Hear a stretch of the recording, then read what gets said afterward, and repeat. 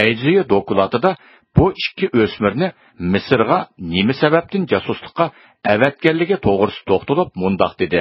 Misrdagi Al-Azhar universitetida o'qiyotgan Shinjonlik Uyg'ur bolalarning sonining kundan kunga eshishi Xitoy davlatini biroz andishiga silib qo'ydi. Buning bilan davlat bexatarlik ministerligi bu ishga ko'ngil bo'lishga boshladi. Uyg'ur o'quvchilarning boshqa ellardagi Uyg'ur tashkilotlari, xalqaro islom tashkilotlari bilan bo'lgan aloqasi va o'quvchilarga berilayotgan iqtisodiy yordam pullarining kelish manbasini to'liq egallash uchun o'quvchilar orasiga maxfiy odam avatishga to'g'ri keldi. Shuning bilan biz Uyg'ur avtonom rayonlik davlat bexatarlik nazoratining peshqadam xodimi Ulumayitga bu ishni bajarishni topildik. Ulumayit shu chog'da Beijingda oshxona ichayotgan bo'lib, u ichayotgan Tianshan do'stlik oshxonasi amaliyotda davlat bexatarligi ministerligining Beijingda Uyg'urlar haqida to'liq axborot egallash uchun ochgan axborot to'plash markazi edi. Ayziyo Misrga jasuslik avatilgan ikki o'smir haqida to'xtalib mundoq dedi. 1995-yili Beijingga Urumchidan to'liq o'tir maktabni amdili tugatgan bir qiz o'smir otasi bilan birga elib kelindi. U qiz aslida Ulumayitning xotinining tuqquni bo'lib, Ulumayitning bizga deyishicha, u bu qizning oilasining ishonchlik ekanligiga o'zining kapolatlik qila oladiganligini bildirdi. Davlat bexatarlik ministerligi Ulumayitni Kompartiyaga sodiq, ishonchlik kadr deb qaraganligi uchun uning so'ziga ishonatdi. Shuning bilan biz bu qizni va otasini Uyg'ur avtonom rayonining Beijingdagi ish bajarish o'rnining mehmonxonasining 2-nomerlik yotoq binosiga o'rinlashtirdik. Ayziyo qizga topshirilgan vazifalar haqida to'xtalib mundoq dedi. Qizga asosli topshirilgan vazifa salom xat shaklida haftada bir parcha pochta orqali xat yo'llab turish. Xatdagi mazmunda bir hafta jarayonida Uyg'ur o'quvchilar va Al-Azhar universiteti ichida bo'linayotgan gap so'zlarni to'liq egallab, to'g'risi bilan yozish. Chet davlatlardan kimlarning bu maktabga kelib Uyg'ur o'quvchilar bilan ko'rishadiganligini egallashdek vazifalar topshirildi. Lipapoga faqat Beijingda xizmat qilayotgan tag'am Osmonjonga tegido debda adres yozish topshirildi. Chunki xat Misrdan Beijingga kelish bilanla pochta o'rinlari bu adresga kelgan xatlarni bizga topshirib beradi. Ayziyo bir yildan keyin, ya'ni 1996-yili u qizning bejirgan xizmat natijasi ko'rinarli bo'lganligi uchun u qizning to'liqsiz o'tir maktabni bitirgan enisimi Ulumayitning tonishtirishi bilan Beijingga keltirilib, Beijing orqali Misrga o'xshash vazifa bilan o'qishga yo'lga silinganligini bayon qildi.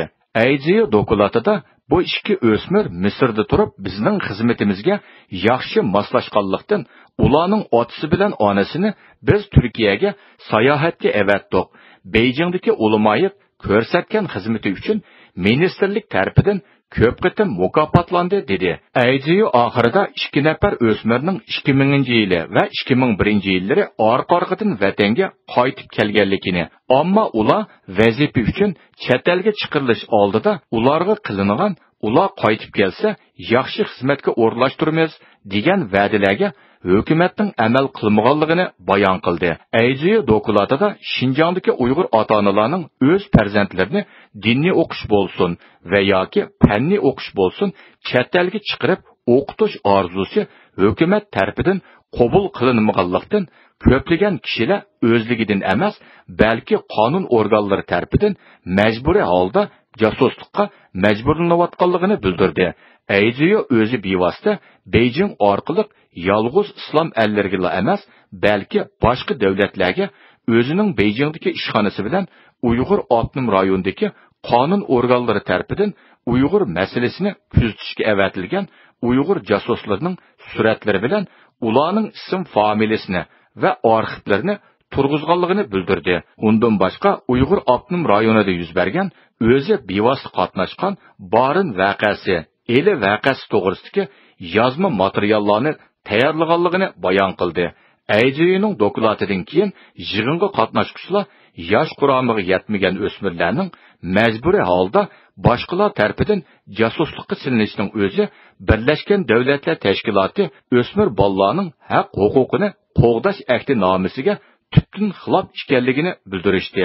Yig'in ahli birdak Xitoy Kompartiyasining Uyg'ur o'smirlarini majburiy holda jasuslik qilishdan iborat razil qilmishini xalqaroga oshkorlash va Xitoyni xalqaro sudga tortishga chaqiriq qildi.